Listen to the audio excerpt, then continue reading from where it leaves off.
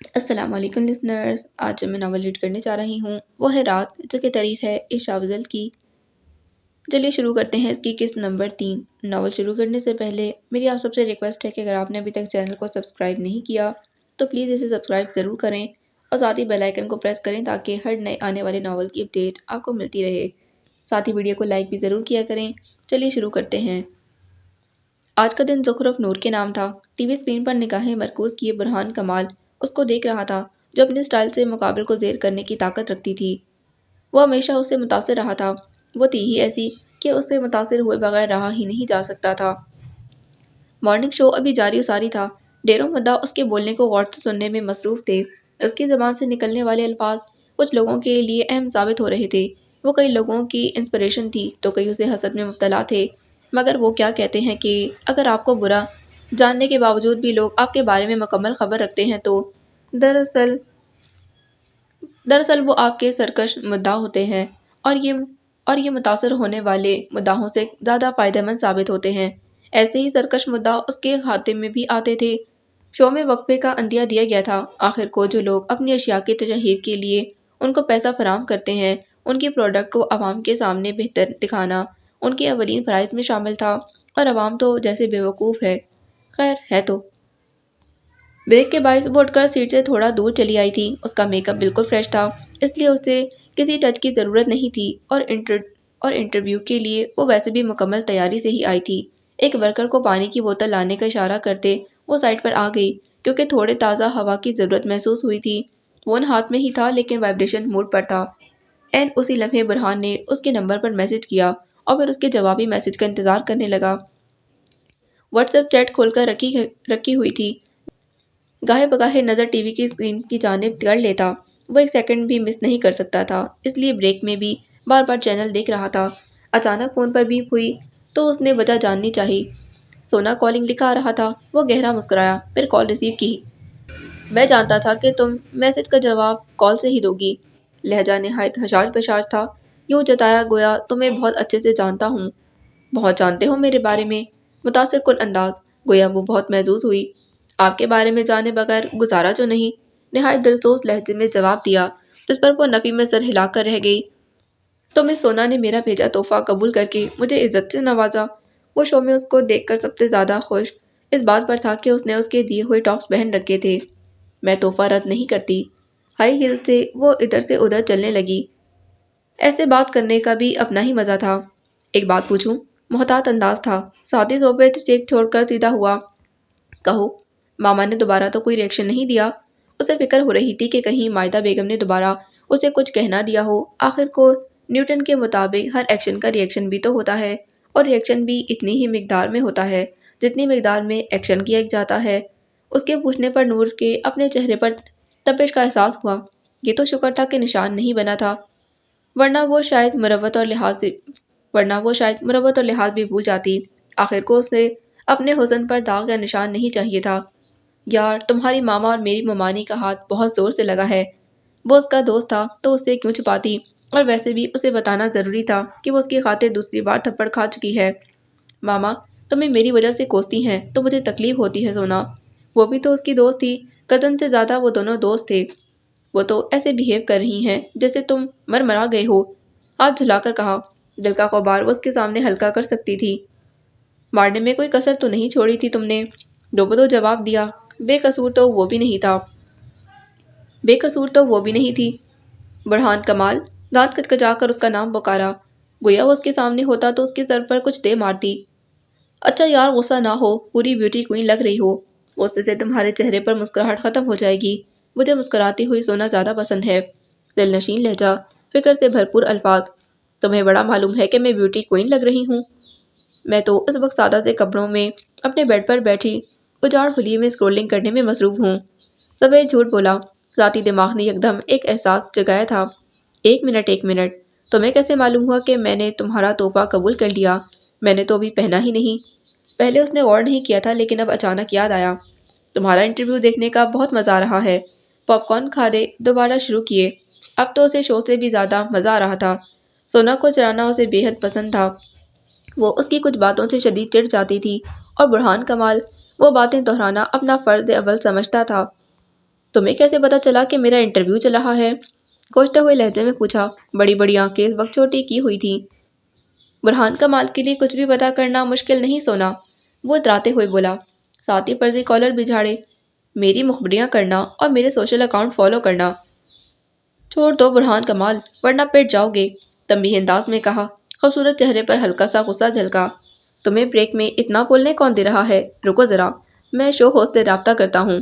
حیران کن انداز تھا، ساتھ ہی دھمکی کا عنصر شامل کیا۔ میں تمہارا سر پھاڑ دوں گی اگر تم نے کچھ ایسا کیا۔ وہ چہرے پر جھوٹی مسکراہٹ سجائے ارد گرد نگاہ دوڑاتے بولی۔ جانتی تھی کہ وہ کمال فیملی کا اکلوتا جوان تھا، مسٹر دانیال کمال کا اکلوتا پوتا اور ہمایوں کمال کا اکلوتا بیٹا برہان کمال۔ اس کے لیے کچھ بھی کروانا مشکل نہ تھا۔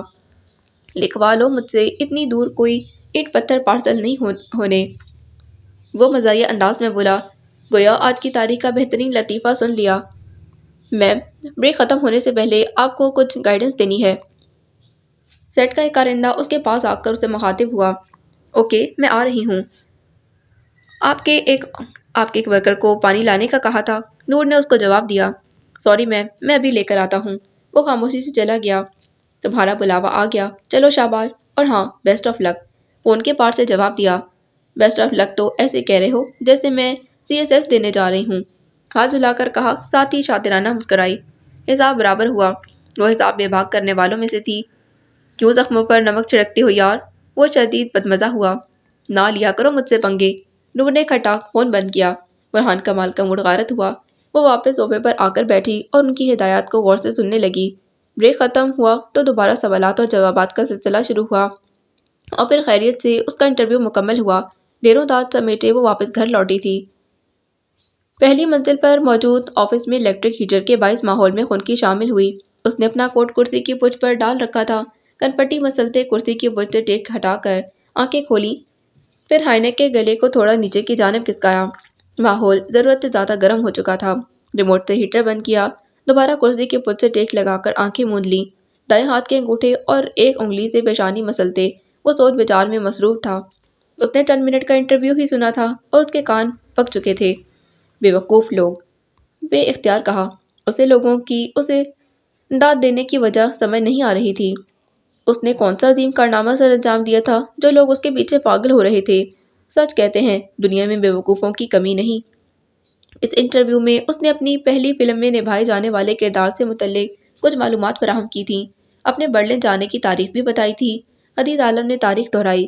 پھر کرسی سے اٹھ کر وہ اپنے آفس کی ونڈو کے پاس آیا، بلائنڈرز ہٹا کر باہر کا نظارہ دیکھا۔ اس کا آفس پہلی منزل پر تھا، اس لیے زیادہ دور کے نظارے دکھائی نہیں دیتے تھے۔ چند لمحے وہ وہیں کھڑا، پھر بلائنڈرز کے ذریعے اندر کی دنیا کا باہر کی دنیا سے ناتا توڑا۔ آگے بڑھ کر ٹیبل سے فون اٹھایا اور ایک نمبر ملایا۔ میں تمہیں کسی کی کچھ تفصیلات بھیج رہا ہوں، پتہ لگاؤ کہ اس کے برلن کی فلائٹ کس دن اور کس وقت ہے۔ فون کی دوسری جانب سے مثبت جواب ملتے اس نے فون بند کر کے واپس ٹیبل پر رکھا اور اپنے کام کو نپٹانے لگا، لیکن ذہن کسی اور جگہ ہی اٹکا ہوا تھا۔ 2 گھنٹے بعد اس کا مطلوبہ جواب موصول ہو چکا تھا۔ اس نے انٹر کام پر حکم جاری کیا۔ 5 منٹ بعد اس کے آفس کے دروازے پر دستک ہوئی۔ ڈینیل رچرڈ کس روز برلن آ رہا ہے؟ سرسری لہجے میں پوچھا۔ سر، جنوری کی 11 تاریخ کو، مؤدبانہ لہجے میں جواب دیا گیا۔ ان کو ریسیو کرنے اس بار میں جاؤں گا۔ وہ ان کے بہترین کلائنٹس میں سے ایک تھا۔ ہر بار ابراہیم وجدانی ان کو ریسیو کرنے جاتے تھے، مگر اس بار حدید عالم نے جانے کی حامی بھری تھی۔ آنے والا جی سر کہہ کر واپس چلا گیا۔ اس نے اب فون پر ڈیڈ کے نام سے سیو نمبر نکالا اور کال ملائی۔ حال احوال جانا، پھر مدعے پر آیا۔ ڈیڈ، اس بار ڈینیل رچرڈ کو خود ایئرپورٹ پر ریسیو کرنے جاؤں گا۔ اپنے ارادے سے مطلع کیا، لیکن ابراہیم صاحب کو جھٹکا بھی دے ڈالا۔ کم از کم ابراہیم وجدانی کے لیے یہ خبر دھماکہ خیز ہی تھی، ورنہ حدید عالم اور کسی کو ریسیو کرنے خود جائے ہو ہی نہ جائے۔ آر یو شور؟ انہیں حیرت ہوئی، کیونکہ حدید عالم کسی کلائنٹ کو زیادہ سر پر نہیں چڑھاتا تھا۔ سوچا کچھ نیا بھی کرنا چاہیے۔ ایسے جواب دیا گیا گویا کلائنٹ کو لینے نہیں بلکہ ایڈونچر کرنے جا رہا ہو۔ ضرور بیٹا، اب میں بوڑھا ہو رہا ہوں، تم یہ سب دیکھ لو، میرے لیے آسانی رہے گی۔ وہ اس کے مشغول ہوئے۔ خیر بوڑھے تو آپ نہیں ہوئے، خاصا جتانے والا لہجہ تھا۔ تو کیا میں لاٹھی پکڑ کر چلوں گا یا میرے دانت مسوڑوں کا ساتھ چھوڑ دیں گے، یا پھر جھریوں سے چہرے پر بڑھاپا جھلکے گا تو ہی تمہیں یقین آئے گا؟ ناراضی بھرا لہجہ۔ مطلب کہ آپ کو خوشی ہوتی ہے اگر کوئی آپ کو بوڑھا کہے؟ اس نے حیران کن لہجے میں استفسار کیا۔ کس بیوقوف کو بوڑھا کہلوائے جانے پر خوشی ہوتی ہے؟ وہ برا منا گئے۔ حدید مسکرایا۔ اچھا ینگ مین، آپ ریسٹ کریں، میں سب دیکھ لوں گا۔ اس کے پاس فی الحال وقت کم تھا، اس لیے الوداعی کلمات کہتے اس نے رابطہ منقطع کیا۔ فون بند کر کے ٹیبل کے کنارے پر پہلو ٹکایا، پاؤں متضاد سمت میں کیے، چہرے پر ایک عجیب سی سرشاری رس کر رہی تھی۔ ویلکم ٹو برلن مس زخرف نور۔ چہرے پر ایک لمحے کو مسکراہٹ در آئی تھی۔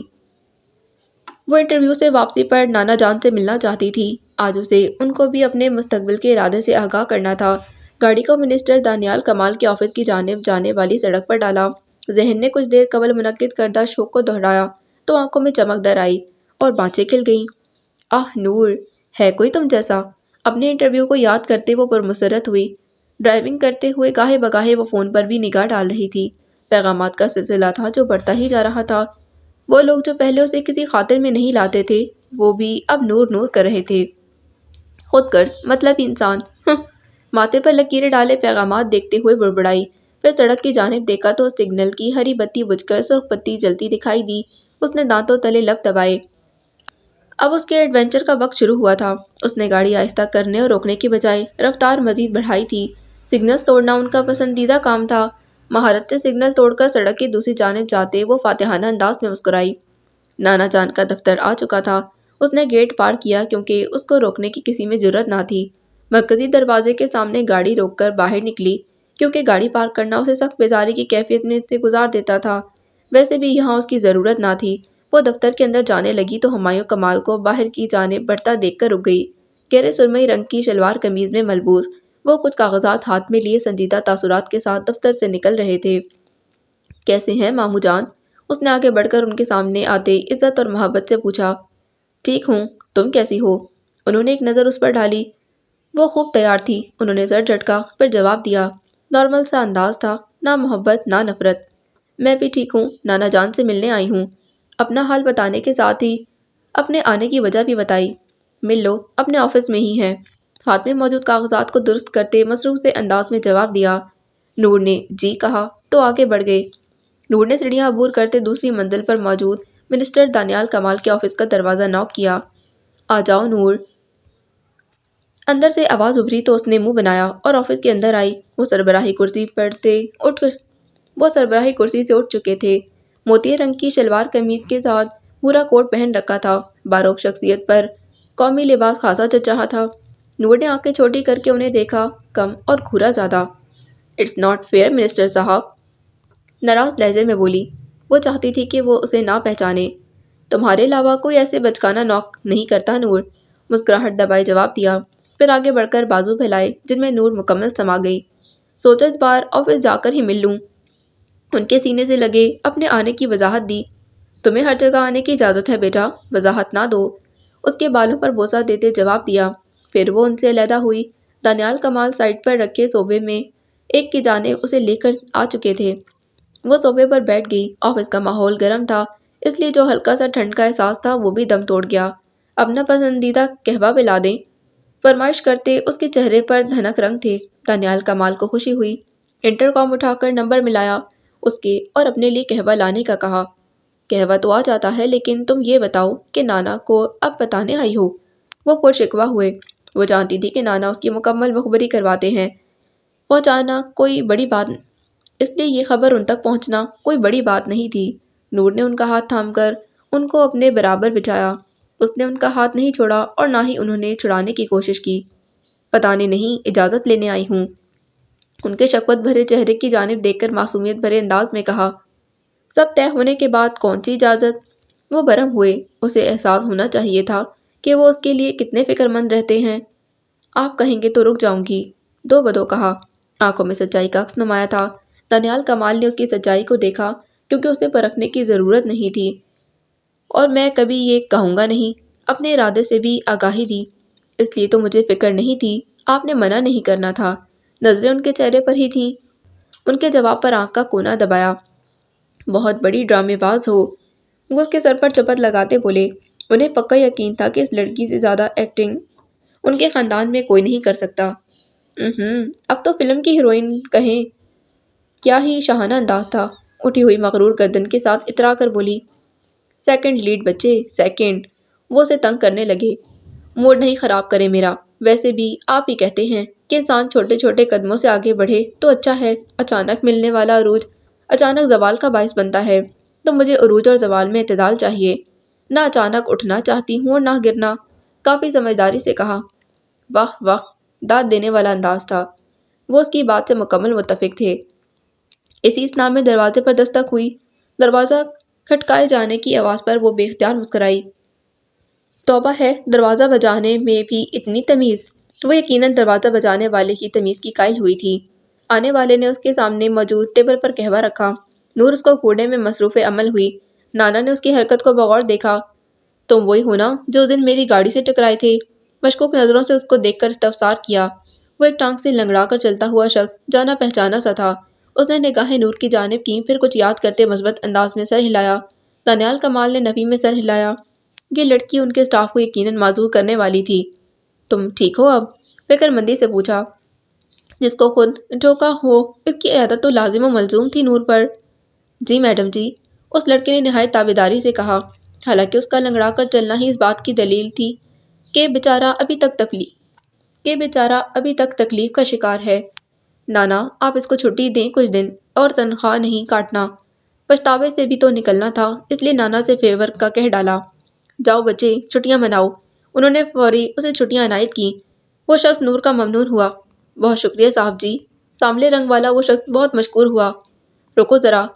وہ دروازے کی طرف جا رہا تھا کہ دانیال کمال کی پکار پر رک گیا۔ جی صاحب جی۔ سوالیہ انداز میں ان کی طرف دیکھا، گویا انکار ہی نہ کر دیں۔ ویسے بھی ان سیاست دانوں کا کون سا بھروسہ تھا؟ پل میں تولا، پل میں ماشا۔ یہ چند پیسے بھی رکھ لو، اپنی ٹانگ کا صحیح سے علاج کرواؤ۔ انہوں نے اپنی جیب سے والیٹ نکال کر چند، جو ان کے نزدیک چند تھے لیکن اس سامنے لڑکے کے لیے بہت زیادہ تھے، نکال کر اس کے آگے کیے۔ اس لڑکے نے اپنی سوچ پر لا حول ولا قوت پڑھا۔ کتنا غلط گمان کیا تھا اس نے اس عظیم انسان کے بارے میں۔ اللہ آپ پر رحم کرے، بے ساختہ دعا دی، جس پر منسٹر صاحب نے سر ہلایا، گویا کہا ہو کہ شکریہ دعا کے لیے۔ نور کی مسکراہٹ گہری ہوئی۔ وہ سانولے رنگ والا لڑکا پرمسرت سا دفتر سے نکل گیا تھا۔ شکریہ نانا جان، وہ ان کے شانے سے لگ کر پرمسرت بولی۔ میں تمہارے حصے کے سارے نقصان بھی اپنے سر لے لوں بچے، یہ تو کوئی بات ہی نہیں۔ اس کے گرد حصار قائم کر کے شفقت سے کہا، جس پر نور کی آنکھیں نم ہوئیں۔ میں بالکل ٹھیک کہتی ہوں۔ کندھے سے سر اٹھا کر ان کے چہرے کی طرف دیکھ کر کہا، کیا؟ سوالیہ انداز۔ اس پوری زندگی میں نور کو منسٹر دانیال کمال سے زیادہ کوئی نہیں چاہ سکتا، سچے دل سے کہا گیا۔ دانیال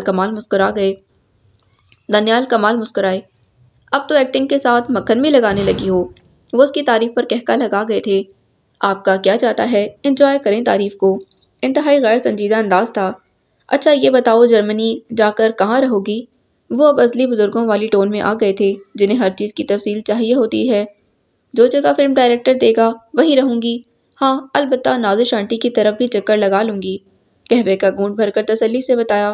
دانیال کمال کا سکون غارت ہوا۔ نازش؟ عائشہ کی دوست؟ کنفرم کرنا چاہا۔ اور کون ہو سکتی ہیں؟ سادگی سے کہہ کر دوبارہ قہوے کا گھونٹ بھرا تو گرم قہوے نے خوراک کی نالی سے گزر کر معدے میں جاتے ایک گرم سا احساس پیدا کیا، جو موسم کے حوالے سے کافی خوش کن ثابت ہوا۔ وہ وہاں کیا کر رہی ہے؟ ان کے تاثرات پل بھر میں ہی سنجیدہ ہوئے۔ اب ہر کوئی میرے بابا کی طرح ایماندار تھوڑی ہوتا ہے نانا جان، یعنی ان کا شوہر اپنی فیملی سمیت آج کل جرمنی میں ہے۔ پرسوچ انداز تھا، جس پر نور نے اس بات میں سر ہلایا۔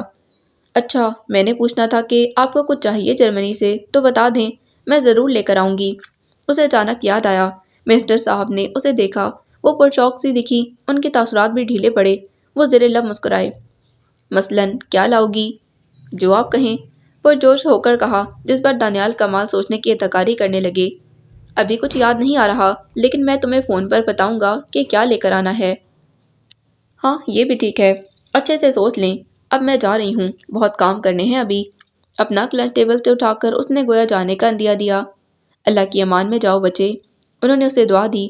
وہ دروازے تک آئی، پھر مڑی۔ ماما سے مل لیجیے گا، اب تو میں بھی نہیں ہوں یہاں، آپ دونوں کے درمیان جو بھی رنجش ہے اسے دور کر لیں، حسرت سے کہا، جس پر دانیال کمال نے سر کو ہلایا۔ وہ چلی گئی، لیکن منسٹر دانیال کمال کو ماضی کے جھروکوں میں غرق کر گئی تھی۔ وہ اس شہرت کی نامور شخص وہ اس شہر کی نامور شخصیت شمار کیے جاتے تھے۔ اپنی خاندان کے پہلے سیاسی فرد جنہیں دن بدن ترقی پر جاتا دیکھ کر پورا خاندان خاکستر تھا، انہیں بہت لطف آتا تھا۔ ان کی ایسی حالت دیکھ کر جلتے کو مزید جلانا انہیں بے حد پسند تھا۔ وہ اپنے بچوں کو بھی اعلیٰ مقام پر دیکھنے کے خواہاں تھے۔ گو کہ ان کا ایک ہی بیٹا اور ایک ہی بیٹی تھی، لیکن وہ بیٹی سے زیادہ اٹیچ تھے۔ ویسے بھی ان کے خاندان میں بیٹوں پر فوقیت دی جاتی تھی۔ اپنی بیٹی کے لیے انہیں کوئی ایسا انسان چاہیے تھا جو اپنا نام اور مقام رکھتا ہو۔ گو کہ ان کے خاندان میں کافی لڑکے موجود تھے، لیکن وہ کسی کو عائشہ کے قابل نہ سمجھتے تھے۔ عائشہ کمال میڈیکل کی اسٹوڈنٹ تھی۔ وہ ان کے خاندان کی پہلی ڈاکٹر بننے والی تھی۔ ہمایوں کے مقابلے میں وہ کافی ذہین اور پرکشش تھی۔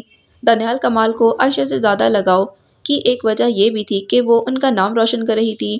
یہ انہی دنوں کی بات تھی جب ان کے ایک دوست جو فوج میں تھے، وہ ان سے ملاقات کرنے آرمی کینٹ گئے۔ یہاں پہلی بار ان کی ملاقات میجر آدم محمود سے ہوئی تھی۔ وہ ایک اچھے خاندان سے تعلق رکھنے والا پرنفیس، پرکشش، خوبصورت اور روبدار شخصیت کا مالک تھا۔ ان کی چال ڈھال، بات کرنے کا انداز، عادت اور اطوار سب اتنا متاثر کن تھا کہ دانیال کمال جیسا انسان بھی متاثر ہوئے بغیر نہ رہ سکا۔ پہلی ملاقات میں ہی آدم محمود سے انسیت محسوس کرتے وہ واپس آ گئے تھے۔ ان کی بیٹی عائشہ کی تعلیم بھی اپنے آخری مراحل میں تھی۔ وہ اسے اپنی بیٹی کے لیے سوچنے لگے تھے۔ ایک دن تو انہوں نے سے باقاعدہ اس کا ذکر بھی کیا، جس پر وہ ششو پن کا شکار ہوئیں۔ آپ جانتے ہیں فوج والوں کی زندگی کا کوئی بھروسہ نہیں ہوتا۔ نصرت بیگم نے انکار کا پہلا اور سب سے اہم جواز پیش کیا۔ بھروسہ تو سیاسی لوگوں کی زندگی کا بھی نہیں ہوتا۔ تو تمہارے والدین نے تمہیں مجھ سے کیسے بیاہ دیا؟ ابرو چکا کر پوچھا۔ بیک وقت انہیں لاجواب بھی کر دیا۔ وہ خاموش ہو گئیں، لیکن ابھی یہ بات عائشہ کی تعلیم مکمل ہونے تک دب گئی تھی۔ لیکن خدا کو جانے کیا منظور تھا۔ آج نور کی فلائٹ تھی۔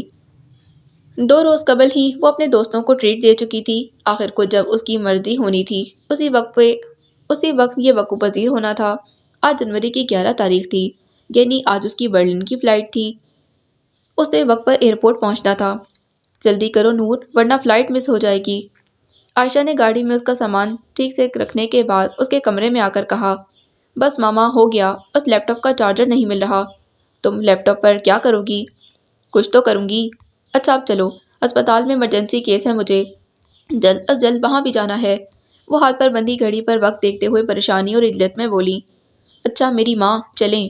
اسے چارجر مل چکا تھا۔ وہ دونوں تیزی سے گاڑی کی جانب بڑھی۔ آج گاڑی عائشہ ہی ڈرائیو کر رہی تھی۔ ویسے بھی نور اپنی ماما کے ساتھ کبھی بھی ڈرائیونگ نہیں کرتی تھی، ورنہ یقیناً آئندہ اسے گاڑی چلانے کی اجازت ہی نہ دی جاتی۔ فیصل آباد ایئرپورٹ سے ہی اس کی فلائٹ تھی۔ فلم ڈائریکٹر، مرکزی کردار نبھانے والی ہیروئن اور کیمرہ ٹیم سے 2-4 لوگ شامل تھے جو اسی فلائٹ سے برلن جا رہے تھے۔ فلم کا ہیرو پہلے ہی جرمنی جا چکا تھا۔ باقی ٹیم کی کل کی فلائٹ تھی، گویا ان سب کو برلن میں جمع ہونا تھا۔ عائشہ نے پارکنگ میں گاڑی لگائی، پھر وہ دونوں باہر آئیں، اپنا سامان گاڑی سے باہر نکال کر ٹرالی پر لوڈ کیا، پھر ٹرالی دھکیلتے ہوئے اپنی ٹیم کی جانب بڑھی، جس میں آدھے پہنچ چکے تھے اور آدھے ابھی راستے میں تھے۔ سب ایک دوسرے سے رابطے میں تھے۔ خاکی جینس پر سفید ٹی شرٹ، جس کے اوپر بھورا لانگ کوٹ خوب جچ رہا تھا۔ زیبتن کیے نور بدیسی ہی دکھ رہی تھی۔ رہی سہی کسر اس کے سخت لینس اور ہلکے میک اپ سے سجے چہرے نے پوری کر دی تھی۔ سنہری بالوں کو کرل دے کر آگے پیچھے پھیلایا ہوا تھا۔ اتنی ہی دیر میں فلم کی مرکزی ہیروئن تشریف لا چکی تھی۔ اس نے نور کو دیکھ کر حسرت سے رخ موڑا۔ نور نے اس کی حرکت کو بغور دیکھا، پھر گردن اکڑا کر مسکرائی۔ سب اس کے حسن سے جلتے تھے اور اس حسن پر بلا اس کی نزاکت مقابل جائے بھی تو کہاں جائے۔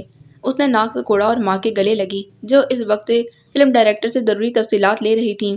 آخر کو ماں جو ٹھہری۔ عائشہ بیگم، آپ بہت یاد آئیں گی۔ ان کے سینے سے لگے وہ روحان سے لہجے میں بولی۔ پہلی بار ماں کے بغیر اتنی دور جا رہی تھی، وہ بھی وہاں جہاں کوئی اس کا اپنا نہیں تھا، اتنے اجنبیوں کے درمیان جہاں کوئی اس کا خیال رکھنے والا نہ تھا۔ اس کے دل کو کچھ ہو رہا تھا۔ اپنے سے منسلک رشتوں کو چھوڑ کر جانے کی تکلیف دل میں ٹیس بن کر اٹھ رہی تھی۔ دماغی خیالات تو کہیں بہت پیچھے جا سوئے تھے، اور ایسے حالات میں ویسے بھی دل سبقت لے جاتا ہے۔ عائشہ نے اس کی کمر پر تھپکی دے کر سلا دیا تھا۔ ان کا چہرہ بھی اس وقت مرجھایا ہوا معلوم ہوتا تھا۔ جانتی ہو نور، میرے پاس تمہارے سوا کچھ نہیں بچا۔ انہوں نے کئی بار بولا جانے والا اپنا فکرہ دہرایا۔ نور نے ان سے الگ ہوتے تیزی سے سر ہلایا۔ تم میرا واحد اثاثہ ہو نور، اپنی حفاظت کرنا، کیونکہ نور کے علاوہ کوئی اس کی ماں کے پاس نہیں ہے۔ اس بار نور نے ان کی بات اچک لی تھی۔ عائشہ اس کی چالاکی پر نم آنکھوں سے مسکرائی تھی۔ وہ ایموشنل سین میں بھی کوئی غیر سنجیدہ ہی کر جاتی تھی۔ اس کی یہی زندہ دلی انہیں پسند تھی۔ اپنا خیال رکھیے گا ڈاکٹر صاحبہ، ماں کے ہاتھ اپنے ہاتھوں میں تھام کر ان کی تائید کی۔ جب تم زیادہ دکھی یا زیادہ خوش ہوتی ہو تو مجھے ماں کہنا بھول جاتی ہو۔ انہوں نے اسے باور کروایا، جس پر وہ شرارتی سا مسکرائی۔ فلائٹ کا وقت ہو گیا۔ بورڈنگ کے لیے نام بولے جانے لگے۔ اس کا نام بولا گیا۔ آخری بار اپنی ماں کے گلے لگتے اس نے انہیں الوداع کہا، پھر بھاری دل کے ساتھ وہ دونوں متضاد سمت میں چل دی تھیں۔ دو مختلف راہوں کے مسافر دو مختلف منازل کی جانب بڑھ گئے تھے۔ جہاز نے اڑان بھری اور یہ پرواز جرمنی کی سب سے گنجان آباد شہر برلن میں جا کر لینڈ ہوئی تھی۔ قدیم اور جدید طرز کا یہ شہر سیاحوں کو اپنی جانب راغب کرتا تھا۔ اس شہر میں موجود تاریخی اور ثقافتی مقامات دیکھنے کے لائق تھے۔ دریا سپری کے کنارے واقع یہ شہر جرمنی کا دارالحکومت تھا، مگر اسے اس شہر سے کوئی خاص وابستگی نہ تھی۔ برلن جانا نہ کبھی اس کا شوق تھا نہ ہی خواب۔ ہاں، وقت کا تقاضا تھا کہ اس شہر پر آنا پڑا، لیکن اگر وقت نے اسے اتنے خوبصورت شہر کو دیکھنے کا موقع دیا تھا تو وہ اسے ضائع بھی نہیں کرنا چاہتی تھی۔ اس نے پہلے سے سوچ رکھا تھا کہ اسے برلن کو ایکسپلور کرنا تھا۔ اس نے برلن کی سرزمین پر پہلا قدم رکھا۔ اسی وقت حدید عالم نے اپنی گاڑی سے باہر نکلتے ایئرپورٹ پر قدم دھرا۔ ہاتھ میں پہنی قیمتی اور مہنگی گھڑی پر وقت دیکھا، وہی وقت جو کسی اعلیٰ یا ادنیٰ گھڑی کا محتاج نہیں ہوتا۔ وہ حدید عالم کے شہر آ چکی تھی، مگر اس لمحے اس کا دماغ سراسر اس بات کو فراموش کیے ہوئے تھا۔ وہ اپنے پہلے سفر کے بارے میں سوچ کر پرجوش تھی۔ وہ جہاز سے باہر نکلی تو سرد ہوا کے جھونکوں نے اس کا استقبال کیا۔ سچ شکر تھا کہ عائشہ بیگم نے اسے لانگ کوٹ پہنا کر بھیجا تھا، ورنہ اس کو آتے ہی بیمار ہونا پڑتا۔ احتیاط کے طور پر اس نے ایک بینی، خاص قسم کی ٹوپی بھی پہن رکھی تھی۔ اسنیکرز کے ساتھ لانگ کوٹ میں اور سر پر موجود ٹوپی وہ برلن کی باسی لگ رہی تھی۔ وہ اس وقت بچوں کی طرح پرجوش سے ادھر ادھر دیکھ رہی تھی۔ آخر کو پہلی بار پاکستان سے باہر آئی تھی۔ اس کے چہرے پر خوشی اور مسرت کے تاثرات واضح تھے۔ سارے اندیشے کہیں دور جا سوئے تھے۔ ایئرپورٹ کے اندر آتے ہی وہ ڈینیل رچرڈ کی تلاش میں ادھر ادھر دیکھنے لگا۔ وہ اپنی ٹیم کے ساتھ ہی موجود تھی جب اچانک ایک لڑکی بھاگتے ہوئے اسے ٹکرائی اور جھٹکے سے اس کے گلے لگی۔ نور نے شاہ کی کیفیت میں اس حالت کو سمجھنے کی کوشش کی۔ نور میم، میں آپ کی بہت بڑی فین ہوں۔ وہ لڑکی شدت جذبات سے اسے لپٹی ہوئی بولی، اپنی پسندیدہ شخصیت کو دیکھ کر جیسے انسان اپنے حواس کھو بیٹھتا ہے، وہ لڑکی بھی کچھ ایسے ہی اپنے حواسوں سے باہر معلوم ہو رہی تھی۔ اب وہ اسے اس کی ویڈیوز کے بارے میں بتا رہی تھی کہ وہ اس کی ایک ایک ویڈیو کتنی بار دیکھ چکی تھی۔ پھر وہ اس کی خوبصورتی کی تعریف کرنے لگی۔ نور کو حالات سمجھ میں آئے تو وہ دانتوں تلے لب دباتے مسکرائی۔ تو اس کا مطلب تھا کہ اس کی شہرت کے چرچے جرمنی تک پہنچ چکے تھے۔ دل ہی دل میں خود کو داد دی، گردن مزید اکڑ گئی۔ پاس کھڑی ٹیم کافی محظوظ ہوئی، یعنی ان کی فلم کی سیکنڈ لیڈ کافی مشہور ہو چکی تھی۔ یہ ان کے لیے مثبت بات تھی، لیکن فلم کی مرکزی ہیروئن ذرا ناراض سی دکھائی دی۔ وہ کنکیوں سے نور کو گھور رہی تھی۔ فلم ڈائریکٹر نے اس کے تاثرات دیکھے تو بمشکل اپنی مسکراہٹ دبائی۔ ایک تو یہ لڑکیاں کبھی کسی دوسرے کی تعریف قبول ہی نہیں کر پاتی۔ وہ ہلکی آواز میں کیمرہ مین ٹیم کے ایک ایک فرد کے کان میں بڑبڑایا، مگر اسے کچھ نہیں کہا۔ وہ اپنی ہیروئن کو ناراض نہیں کر سکتا تھا۔ حدید عالم کے ساتھ ایک سیکیورٹی گارڈ موجود تھا، وہی جس کے ہیلو کا جواب حدید عالم کبھی نہیں دیتا تھا۔ ارد گرد نگاہ دوڑانے پر اسے مطلوبہ انسان نظر آ گیا۔ میم، کیا آپ میرے ساتھ ایک سیلفی بنوائیں گی پلیز؟ وہ لڑکی جرمن میں ہی لگتی تھی، لیکن حلیہ جرمنی کی لڑکیوں جیسا ہی تھا۔ وہ ان کے ثقافتی لباس میں ملبوس نہیں تھی، مگر کالے کھلے جینز کے پاجامے کے ساتھ تنگ طویل ڈریس ریڈ اور اس کے اوپر بلیک جیکٹ پہنی ہوئی تھی۔ شیور ڈیئر، نور نے مسکرا کر اس کے ساتھ مختلف پوز بناتے سیلفیز بنوائی تھیں۔ ڈینیل رچرڈ سے ہاتھ ملا کر اس نے جرمن میں ہی اسے خوش آمدید کہا، جس پر وہ خوش ہوا۔ اس بار حیرت انگیز طور پر حدید عالم اسے لینے آیا۔ یہ ان کے لیے خوش آئند بات تھی، ورنہ ڈینیل رچرڈ کے نزدیک وہ کافی مغرور انسان تھا، جو بنا مطلب کے کسی کی طرح دیکھتا بھی نہیں تھا۔ ٹیم ممبرز اپنی کچھ تصاویر بنا کر ہیش ٹیگ کے ساتھ اپنے اپنے اکاؤنٹ پر جسمہ کرنے لگے۔ ڈائریکٹر نے نور کو چلنے کا اشارہ کیا، جس پر وہ اس مذاق کو الوداع کہتے آگے بڑھی۔ سیکیورٹی گارڈ کو سامان کی ٹرالی گھسیٹنے کا اشارہ کرتے وہ ڈینیل رچرڈ سے چند پروفیشنل باتیں کرتا گاڑی کی جانب بڑھا۔ پاسپورٹ دکھانے کی باری آئی تو اس نے لانگ کوٹ کی جیب میں ہاتھ ڈالا، مگر وہاں کچھ بھی موجود نہ تھا۔ 1 منٹ لگا تھا اور نور کا سانس اٹکا۔ کیا وہ برلن آتے ہی اپنا پاسپورٹ گم کر چکی تھی؟ کلائنٹ سے معذرت کرتے وہ واپس ایئرپورٹ کے اندر آیا۔ بقول اس کے اس کا فون کہیں گر گیا تھا۔ सिक्योरिटी एहलकार ने उसे यहीं रुकने का कहकर खुद फ़ोन तलाश करने का कहा, जिस पर हदीद की एक घुरी ही ने उसे खामोश करवा दिया। अब वो खामोशी से क्लाइंट की हिदायत पर उसका सामान गाड़ी में लोड कर रहा था। वो अपने लॉन्ग कोट और जीन्स की तमाम जेबें देख चुकी थी, मगर उसके पासपोर्ट का कोई अता पता नहीं था। वो खामोशी से अपनी टीम से दूर आकर अपना पासपोर्ट एयरपोर्ट की राहदारियों में तलाश करने लगी। चेहरे पर परेशानी का अक्स वाज़ेह था। वो चाहती थी कि उसे अपनी इस लापरवाही का जिक्र अपनी टीम से ना करना पड़े, इसलिए उसे जल्द अज जल्द पासपोर्ट तलाशना था। ज़मीन पर गौर से खोजते हुए उसकी आंखें एक एक चप्पे को स्कैन कर रही थीं। उसे जल्द अज जल्द अपना पासपोर्ट चाहिए था। वो जानती थी कि पासपोर्ट यहीं कहीं है, क्योंकि जिस वक्त वो जहाज़ से उतरी थी उसका पासपोर्ट उसके पास ही था। हजूम में इधर से उधर जाते लोगों के दरमियान वो मुतफक्कर सी पूरे एयरपोर्ट पर घूम रही थी, जब उसे अपने करीब एक मर्दाना आवाज़ सुनाई दी। ज़ुखरुफ नूर। अपने नाम की पुकार उसे अपने बिल्कुल पीछे से सुनाई दी थी। वो थमी और पलटी। उसके बाबा के बाद पहली बार किसी ने इस लहजे में उसे उसके पूरे नाम से पुकारा था। उसका थमना और पलटना यकीनी था। वो पलटी तो मुकाबिल को देखकर पलक तक झपकना भूल गई। काली हाईनेक के साथ सफ़ेद सूट पहने वो शख्स उसकी जानिब ही देख रहा था। वो जिसकी खातिर उस शहर आई थी, जिस तक रसाई के लिए वो एक माह से तरकीबें बना रही थी, वो उसके बिल्कुल सामने मौजूद था। उसे लगा वो ख्वाब देख रही है। भला ऐसे इत्तेफाक भी होते हैं, मगर वो भूल चुकी थी कि कुछ भी इत्तेफाक से नहीं होता। हर चीज़ पहले से मुतय्यन होती है, कुछ कुदरत की तरफ से और कुछ इंसानों की तरफ से। हदीद आलम का चेहरा नर्म से तासुरात लिए हुए था। चंद लम्हे उसे देखने के बाद वो धीमी आवाज़ में गोया हुआ, ये पासपोर्ट आपका है? वो शाइस्ता अंग्रेज़ी ज़ुबान में मुखातिब था। लहजा बिल्कुल ब्रिटिश था, जबकि नूर वो तो अभी तक सुन खड़ी थी। आप ज़ुखरुफ नूर हैं? एक निगाह पासपोर्ट पर डालकर दोबारा उसको देखते हुए पूछा। गोया इन दोनों चेहरों की पहचान एक ही शख्स से मुंसलिक थी। कमाल की अदाकारी थी। अगर वो जान जाती तो यकीनन उसकी एक्टिंग की मद्दाह हो जाती। हाँ हाँ, ये मेरा ही पासपोर्ट है, अटकते हुए उर्दू में कहा। इतने बड़े सदमे के बाद उसकी ज़ुबान से शाइस्ता अंग्रेज़ी तो निकलने से रही थी। कैसा इंसान था वो, जिसके सामने ज़ुखरुफ नूर की ज़ुबान हिकला गई थी। अदीद के पासपोर्ट उसकी जानेब बढ़ाने से कबल ही उसने उसके हाथ से पासपोर्ट उचका, गोया हदीद आलम उसका पासपोर्ट लेकर भागने वाला हो। जिस पर हदीद ने अचंभे से उसे देखा, फिर धीमी आवाज़ में जर्मन ज़बान में उसे बेवकूफ़ कहना अपना फ़र्ज समझा। दूर खड़ी उसकी टीम दूर से ही उसे आवाज़ें दे रही थी। उनको 1 मिनट में आने का इशारा करके वो वापस हदीद आलम की तरफ मुतवज्जा हुई। Thank you, thanks a lot, उसने मशकूर निगाहों से उसे देखकर कहा, जो उसको ही देख रहा था। न जाने वो किस चीज़ का शुक्रिया अदा कर रही थी, उसका पासपोर्ट ढूंढने का या उसके अचानक सामने आ जाने का। पता नहीं क्यों, लेकिन ज़ुखरुफ नूर को उस तक रसाई अब मज़ीद मुश्किल लग रही थी। नो थैंक्स टू से मी थैंक्स, उसके चेहरे पर निगाह हटाए बगैर जवाब दिया। उसके जवाब को समझने की कोशिश किए बगैर मुड़ गई थी। चंद कदम आगे बढ़ी, फिर पलटी। इस बार आंखें सिकोड़कर एक बार फिर गौर से उसे देखा। आंखें इस मंजर को दिमाग तक पहुंचाकर उसे बढ़ता हैरत में मुब्तला कर रही थीं। उसे अभी तक इसकी बात का यकीन नहीं आ रहा था कि वो हदीद आलम ही है। वही हदीद आलम एक आखिरी निगाह उस पर डालते पलटा। उसका शौक भरा चेहरा देखकर उभरती हंसी को उसने कैसे रोका था, ये वही जानता था। पलटकर वो गहरा मुस्कुराया। दूर कोने में खड़ी उस लड़की ने उसको अपनी जानिब देखता पाकर हाथ हिलाया, जिस पर उसने सर के खम से उसे दाद दी। वो वही लड़की थी जो जर्मन नहीं थी, लेकिन हुलिये से जर्मन लगती थी। वापसी के एक कदम बढ़ाते हदीद आलम के जहन में एक दिन पुराना मंजर उभरा। तुम्हें हर हाल में कल उस लड़की का पासपोर्ट मेरे हवाले करना है। उस लड़की ने उसकी बात पर इस तस्वीर को गौर से देखा जो हदीद आलम के फ़ोन में मौजूद थी। ये लड़की पाकिस्तानी टिकटॉकर है। अब तुम जानती हो ऐसी लड़कियां एक तारीफ की मार होती हैं। वो सपाट लहजे में बोला। समझ गई, हो जाएगा बॉस।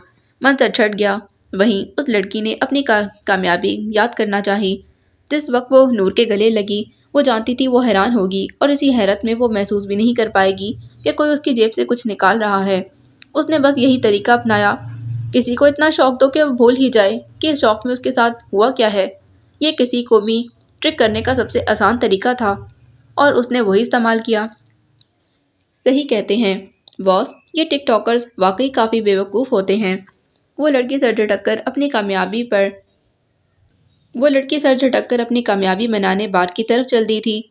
अदीद आलम ने ज़ुखरुफ नूर के बिल्कुल सामने आकर उसका सारा सुकून गारत कर दिया था और ये बात वो बखूबी जानता था। बाकी अगली किस्त में।